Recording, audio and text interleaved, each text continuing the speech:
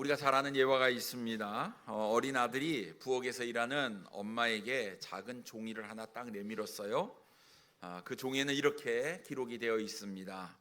이번 주 방 청소한 값 1,000원, 가게 엄마 심부름값 한 500원, 엄마가 시장에 간 사이에 동생을 돌봐준 값 500원, 쓰레기를 내다 버린 값 1,000원, 숙제를 잘한 값 5,000원, 거실 청소하고 걸레질한 값 2,000원, 전부 합쳐 10,000원. 이렇게 영수증을 엄마에게 내밀었습니다.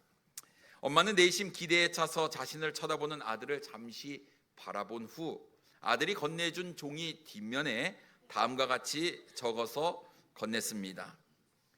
너를 내 뱃속에서 10달 동안 데리고 다닌 값 무료, 내가 아플 때 밤을 새워가며 간호하고 주님께 기도한 값 무료, 너 때문에 지금까지 힘들어하고 눈물 흘려가며 고생한 값 무료, 이 모든 것을 말고도 너에 대한 내 진정한 사랑 값 무료. 아들은 엄마가 쓴 글을 다 읽고 나서 눈물을 뚝뚝 흘리며 이렇게 이야기를 했다고 합니다. 엄마 사랑합니다. 오히려 엄마를 위해서 내가 한 것보다 엄마에게 받은 것이 훨씬 더 많네요. 여러분, 우리가 하나님의 자녀가 되었습니다. 하나님을 아버지라고 모시지요. 그런데 우리는 받은 사랑이 큰데도 불구하고 하나님에게 늘 계산기를 두드리면서 이야기를 합니다. 하나님, 내가 이렇게 했잖아요. 그러니 나에게 이렇게 해주세요. 하나님, 내가 이렇게 주님을 사랑하고 섬겼잖아요. 그러니 그거에 대한 대가로 이것을 해주세요. 우리는 언제나 하나님 앞에서 계산기를 두드리고 있는 우리의 모습은 아닙니까? 내가 한 일에 대해서 더 많은 것들을 요구하고 있지는 않습니까? 하나님께서 우리에게 베풀어 주신 은혜에 비하면 우리가 한 것은 상대조차 되지 않는데도 불구하고 우리는 늘 하나님 앞에 계산적이고 인간적이고 세상적인 모습으로 나아가고 있는 것은 아닙니까? 여러분, 우리가 잊지 말고 기억해야 될 것은 우리는 이미 하나님으로부터 사랑의 빚을 진 사람이다라는 사실입니다. 그래서 오늘 우리는 주님의 사랑을 다시 한번 생각하고 묵상하면서 오늘 본문 말씀을 가지고 사랑의 빚 외에는 이라는 제목으로 함께 은혜를 나누기를 원합니다. 첫째로 우리는 사랑의 빚진 자입니다. 사람은 사회적 동물이라고 하지요. 사람은 늘 사람들과 관계를 맺으며 살아가기 때문에 그렇습니다. 그러니 여러분, 관계를 맺지 못하고 혼자 있는 사람은 얼마나 외롭겠습니까? 대화할 사람이 없는 사람은 우울증에 걸리기가 쉽다고 하지요. 그런데 여러분, 이 시대가 점점 개인주의화 되어 가다 보니까 사람들을 만나서 어떻게 대화를 하고 어떻게 관계를 맺어야 하는지 어려워하는 사람들이 참 많이 있음을 보게 됩니다. 그나마 교회에 다니는 사람들은 좀 나은 것 같아요. 대화할 사람이 있고 관계를 맺을 사람이 있기 때문에 그렇습니다. 근데 여러분, 사람이 살면서 다른 사람들과 함께 이렇게 관계를 맺게 되다 보면 서로 사랑의 빚을 질 수밖에 없다라는 것입니다. 처음에 내가 커피 한 잔을 얻어 먹었으면 다음에 어떻게 하죠? 커피 한 잔을 사주게 됩니다. 내가 밥 한 끼를 대접하면 다음에 밥 한 끼를 대접받게 되지요. 이러니 이렇게 주거니 받거니 하다 보면 친한 관계가 형성이 되게 됩니다. 어떨 때는 내가 주지도 않았는데 받을 때가 있고 내가 받을 만한 자격도 없는데 은혜를 누릴 때가 있더라 하는 거예요. 이런 삶에서 주거니 받거니 하는 이런 우리의 관계 가운데에 우리는 사랑의 빚을 지면서 산다라는 거예요. 만약 내가 어떠한 사랑의 빚도 지지 않겠다라고 이야기하는 것은 나는 다른 사람들과 어떠한 관계도 맺지 않겠다라는 이야기고, 이러한 삶은 혼자만 남는 삶입니다. 사람 사는 냄새가 나지 않지요. 늘 계산적으로 뭔가를 주거니 받거니 하는 이런 삶은요, 인간미가 떨어진다라는 거예요.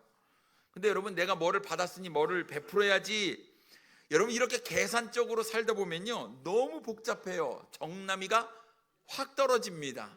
그러니 여러분, 받았을 때 감사함으로 받고 또 베풀 때는 기쁜 마음으로 베풀 수 있는 우리 사랑하는 성도님들 되기를 원합니다.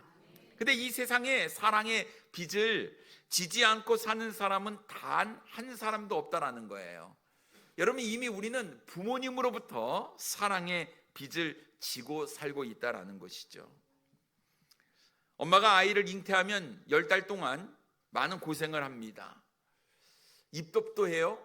또 무거운 배로 인해서 움직임도 힘들고 잠도 제대로 자지 못합니다.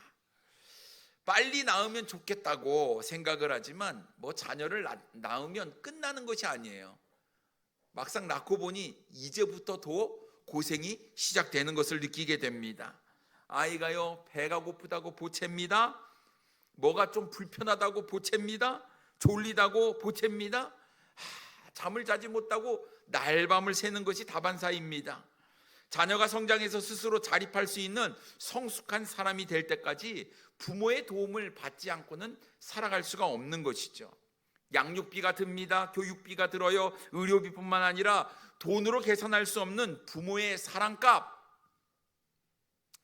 자녀는 이미 부모로부터 자녀를 위해 자신의 삶과 물질과 자신의 힘과 에너지 모든 것들을 쏟아붓는 사랑의 빚을 지고 산다라는 거예요.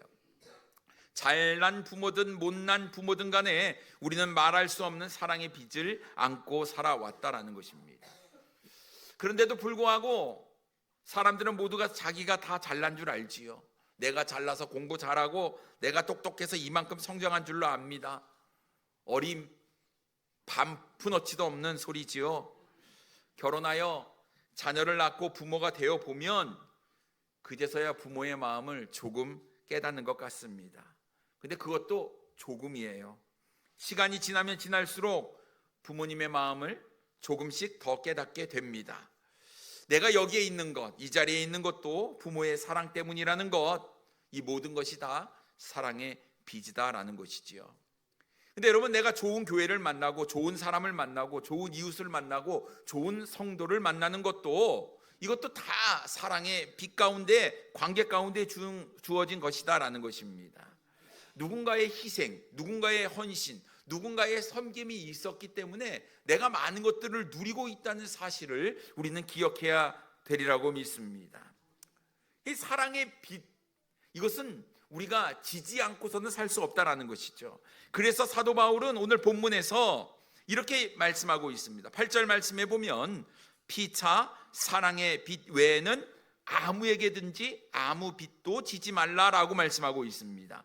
사랑의 빚 외에는 다른 빚은 지지 말래요. 사랑의 빚만큼은 질 수밖에 없다라는 강한 뉘앙스가 담겨져 있는 것입니다. 그런데 여러분, 우리는 감당할 수도 없고 갚을 수도 없는 큰 사랑의 빚을 진 사람입니다. 바로 하나님께서 우리에게 베풀어 주신 귀한 사랑의 빚을 우리는 이미 지고 있다라는 것이죠. 요한일서 4장 9절 말씀에 보면 하나님의 사랑이 우리에게 이렇게 나타난 바 되었으니 하나님이 자기의 독생자를 세상에 보내심은 그로 말미암아 우리를 살리려 하심이라 라고 말씀하고 있습니다. 하나님께서 우리를 사랑하셨기 때문에 하나뿐인 아들 독생자 예수 그리스도를 우리를 위해 기꺼이 보내주셨다라는 거예요. 예수님께서는 우리를 사랑하셨기 때문에 우리 죄를 위해서 십자가에 못 박혀 죽으심으로 우리의 죄값을 다 치러주시고 우리에게 영원한 생명을 주신 것입니다. 여러분, 이 갚을 수 없는 놀라운 큰 사랑의 빚을 진 사람들이 바로 우리다라는 거예요. 여러분, 우리가 하나님의 놀라운 사랑 없이, 예수 그리스도의 놀라운 사랑 없이 우리가 스스로 우리 자신을 구원할 수 있습니까? 없어요. 우리는 영원한 멸망길로 갈 수밖에 없는 죄인이었다라는 사실입니다. 우리의 지식과 우리의 지혜, 우리의 노력으로 우리의 자신을 구원할 수 없다라는 사실이에요. 할 수 없는 그때, 사면 초과의 상태에 있을 때 하나님께서는 기꺼이 독생자 예수 그리스도를 우리를 위해서 보내주셨고 죄와 사망의 권세로부터 우리를 구원해 주셨으니 여러분, 이것이 얼마나 감사한 일이겠습니까? 그래서 여러분, 우리가 잊지 말아야 될 것, 우리는 사랑의 빚진 자다라는 것을 우리는 기억해야 된다라는 사실입니다. 오래전 프랑스의 어느 유명 화랑에서 있었던 일입니다. 오래된 화가의 각종 작품들이 전시가 되었어요.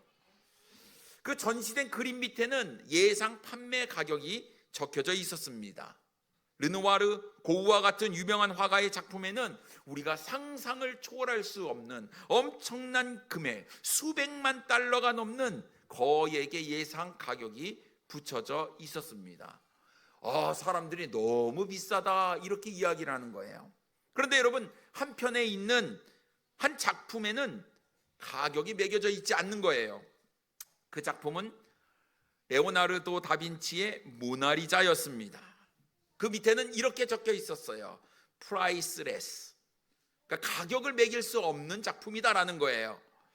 도무지 이 모나리자는 계산을 할 수 없는, 가격을 산정할 수 없는 작품이었다라는 뜻입니다. 사랑하는 성도 여러분, 우리가 하나님께 받은 은혜와 사랑이 바로 이 모나리자처럼 따질 수도 없고 계산할 수도 없는 것입니다. 아니, 모나리자와는 비교도 할 수 없는 가치 있는 것이 바로 하나님의 사랑이다라는 것이죠. 근데 여러분, 이 놀라운 사랑을 받은 우리가 이 하나님의 사랑에 대해서 감사하고 감격하고 감동하고 살아가고 있느냐 하는 거예요.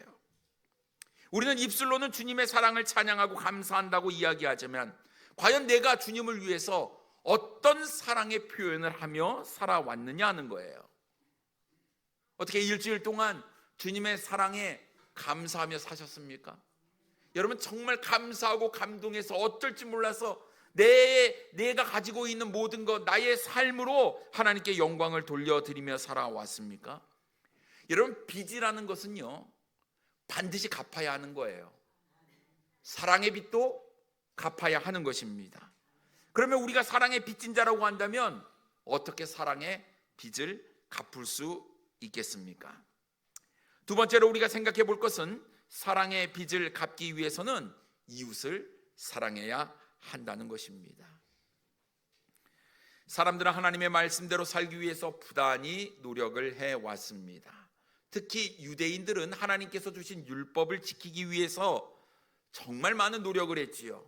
그런데 율법을 지키기는 했는데 하나님께서 율법을 주신 목적, 율법의 정신, 그것은 생각하지 않고 그저 율법을 지키기에만 급급했다라는 사실입니다. 그래서 바리새인들은요, 사람들이 율법을 자신의 삶에 적용할 수 있도록 어떻게 삶 가운데 실천할 수 있는지 개인의 수행을 할 수 있는 그런 방법을 연구해서 십계명을 613가지의 규칙, 규율로 만들게 되었지요. 목적은 율법을 잘 지키기 위해서 만든 것이었습니다. 근데 여러분, 사람이 율법을 지키는 것이 쉽습니까? 쉽지 않은 거예요. 그런데 지키지 못하면 이 율법의 잣대를 가지고 그 사람을 비난하기 시작합니다. 율법을 지키지 않았다고 말입니다. 율법을 지키다가 율법을 지키지 못한 사람들도 생기고 이제 편법을 사용하는 사람들도 나타나는 거예요. 5계명은 부모를 공경하라라는 계명입니다. 그런데 어떤 유대인들은 고르반이라고 이야기하면서 내가 부모님을 공경해야 될 것을 가지고 하나님을 공경했습니다라고 편법을 사용해서 그 율법을 피해가는 모습을 보이게 된 것이었어요. 잘못된 것이지요. 그럼에도 불구하고 바리새인들은 율법을 지키지 않는 사람들을 비난하고 정죄했고 그들을 심판했다라는 거예요.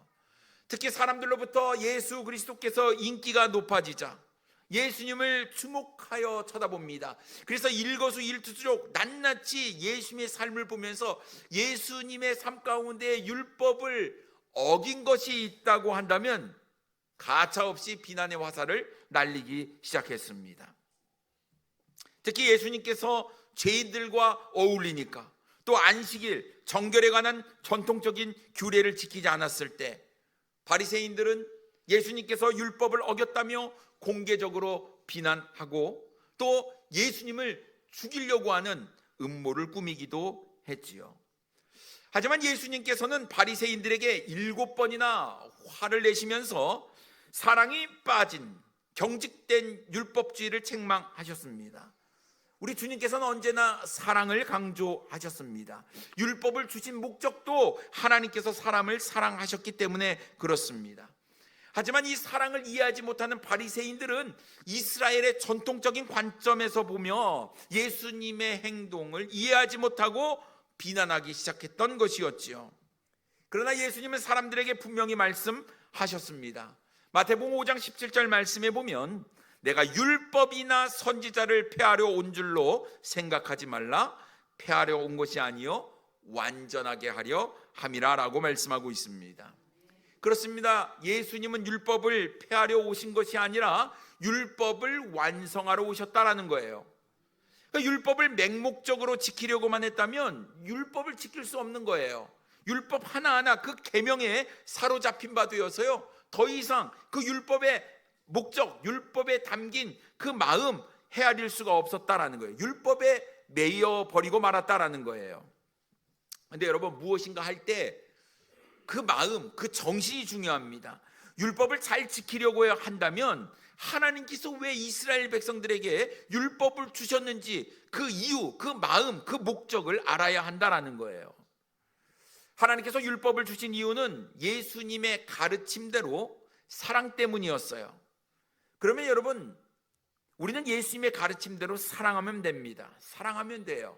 사랑하면 율법에 기록된 것보다 훨씬 더 많이 그 이상을 하게 되기 때문에 그렇습니다. 사랑하면요, 굳이 하지 않아도 될 것을 찾아서 합니다. 기본적인 것, 의무적인 것을 뛰어넘어 자발적으로 하게 되지요. 율법은 죄를 깨닫게 하지만 사랑은요, 허다한 죄까지 덮어버리는 놀라운 능력이 있다는 것이죠. 그러니 여러분, 사랑은 어마어마하게 큰 것이에요. 가끔씩 이런 생각을 해보게 됩니다. 엄마는 참 위대하다. 우리 위대하신 분들이 참 많이 계십니다. 엄마는요, 초인적인 힘을 발휘할 때가 있습니다.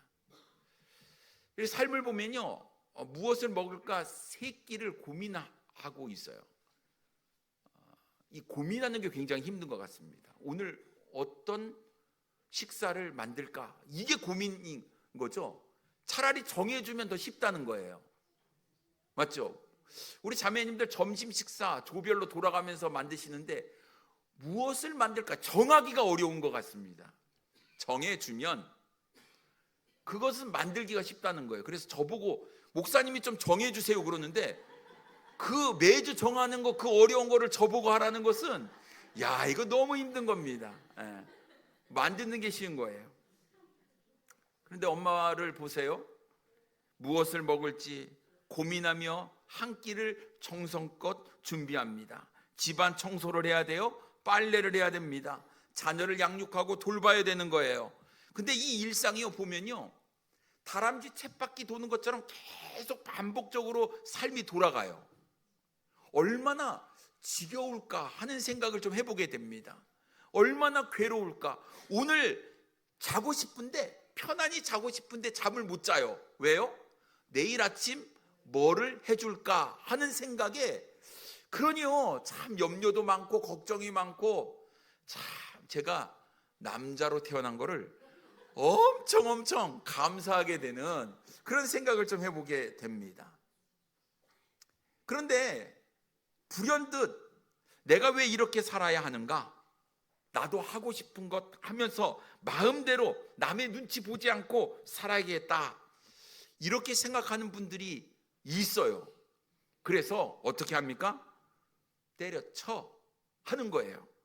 실제로 그런 사람이 있어요. 그래서 가족을 팽개치고 깨트려버리고 이혼하는 사람들도 생겨나는 겁니다.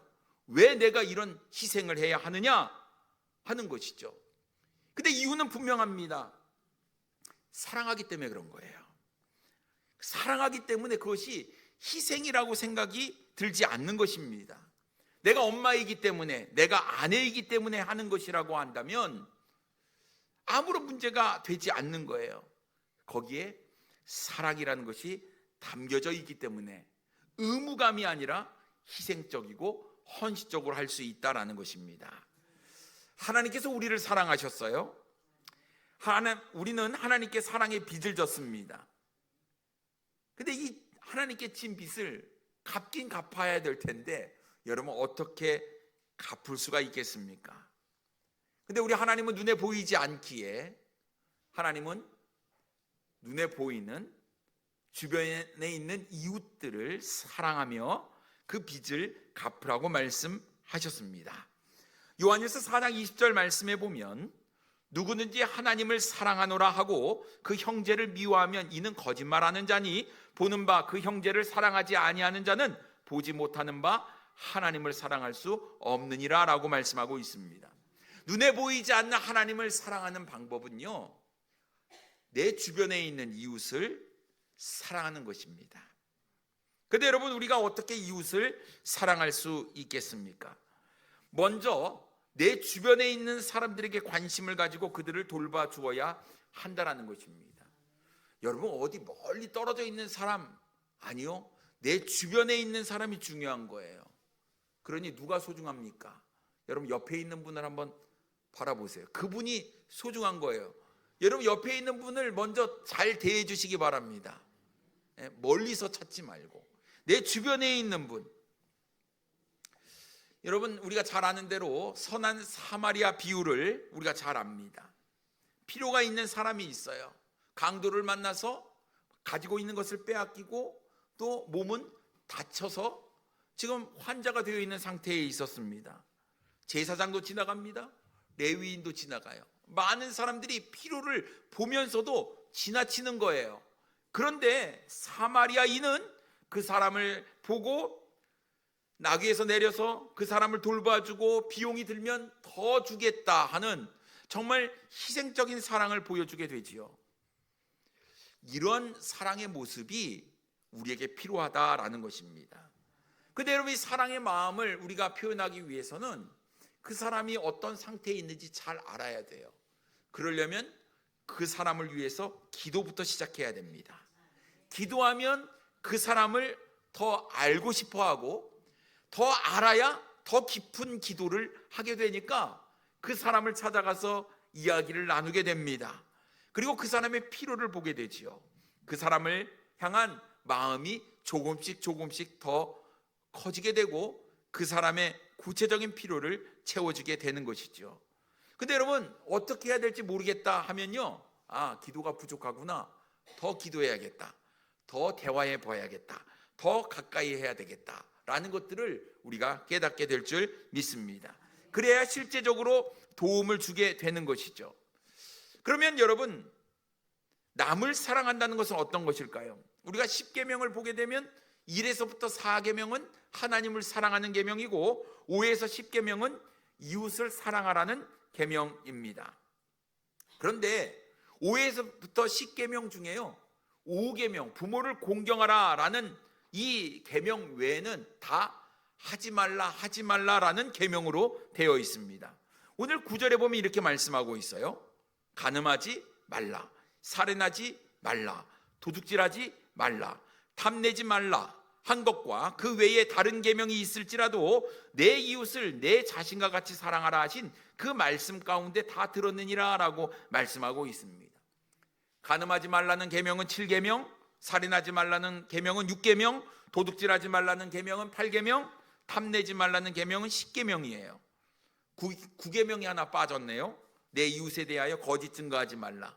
근데 여러분, 9절 후반부에 이렇게 얘기하고 있지 않습니까? 그 외에 다른 계명이 있을지라도 내 이웃을 내 자신과 같이 사랑하라 라고 말씀하고 있으니, 여러분, 빠진 9계명도 이 말씀 안에 포함되어 있음을 우리는 알 수가 있습니다.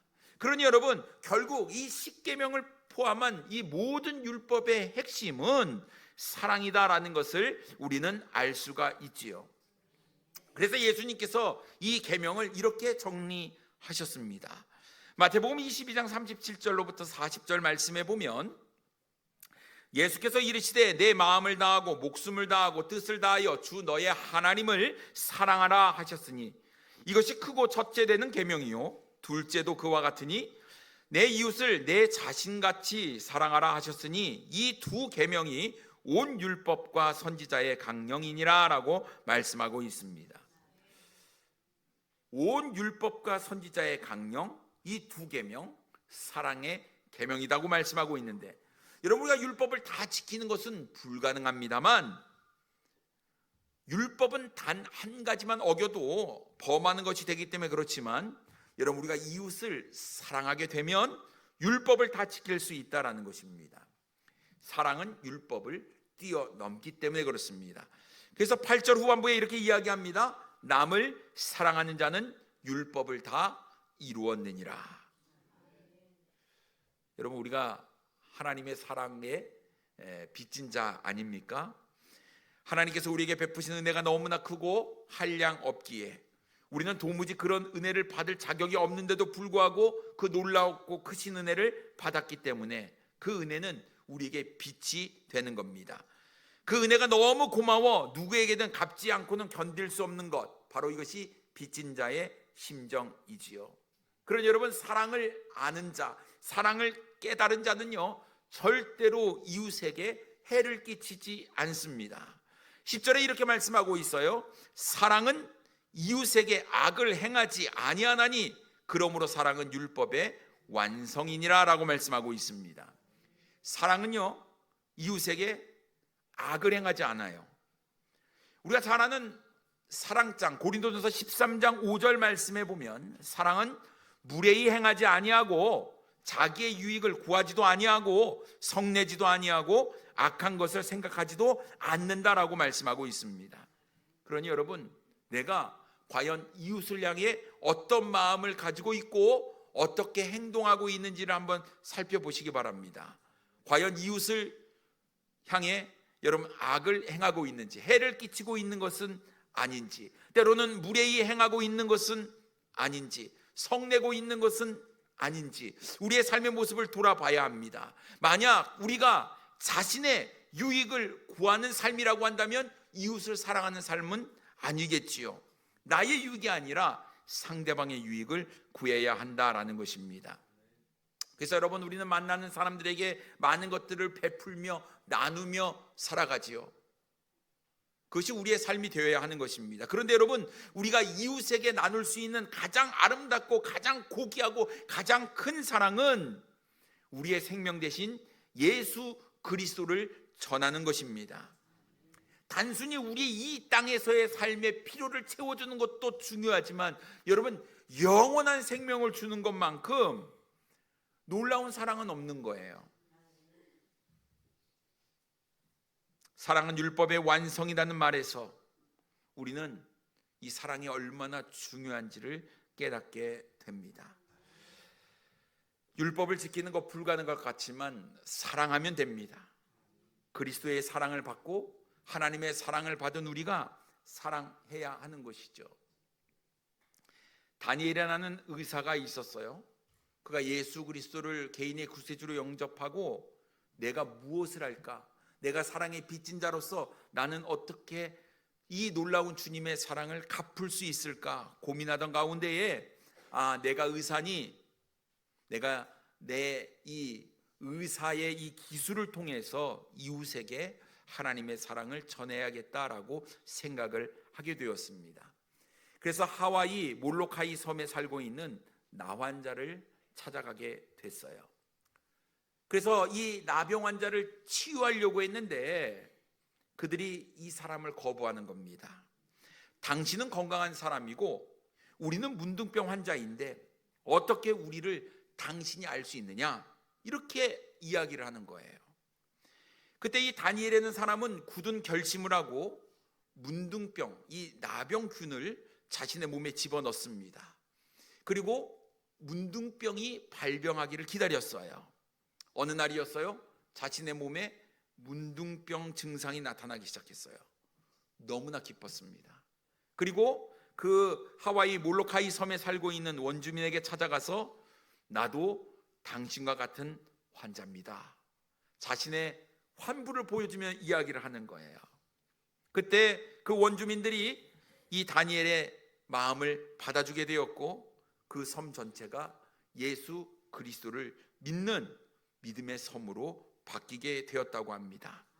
여러분, 이 의사가 문둥병 환자들을 사랑했기 때문에 스스로 문둥병 환자가 된 것이었어요.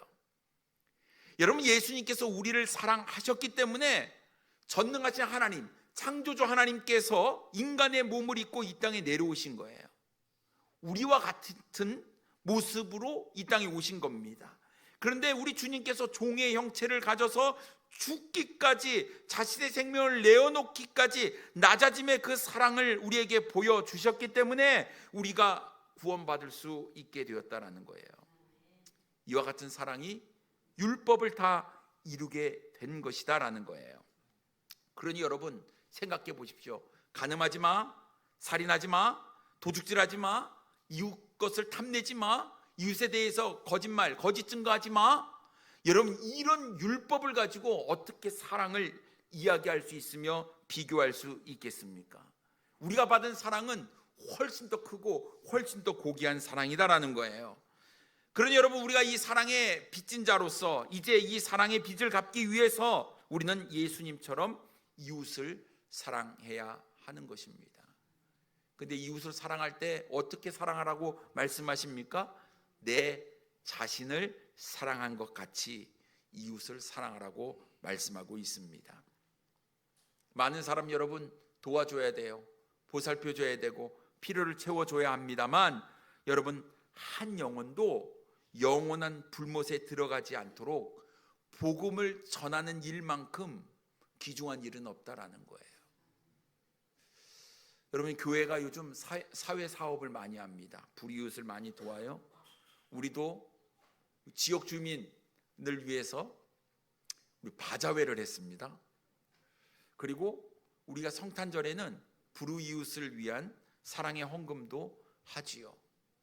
물론 교회가 그런 일도 해야 되는 거 맞습니다만 거기서 그쳐서는 안 돼요. 거기에 더해서 우리는 복음을 전해서 그 영혼을 예수 그리스도를 믿게 하고 영원한 생명을 누릴 수 있도록 해야 된다라는 것이죠. 그것이 바로 예수님의 사랑에 빚진 자가 해야 될 일이 아닐까 싶습니다. 여러분 모두 구원 받으셨습니까? 여러분 하나님의 자녀가 되셨습니까? 그러면 우리는 사랑에 빚진 자가 맞습니까? 그렇다면 여러분, 우리 가만히 있어서는 안 되는 거예요.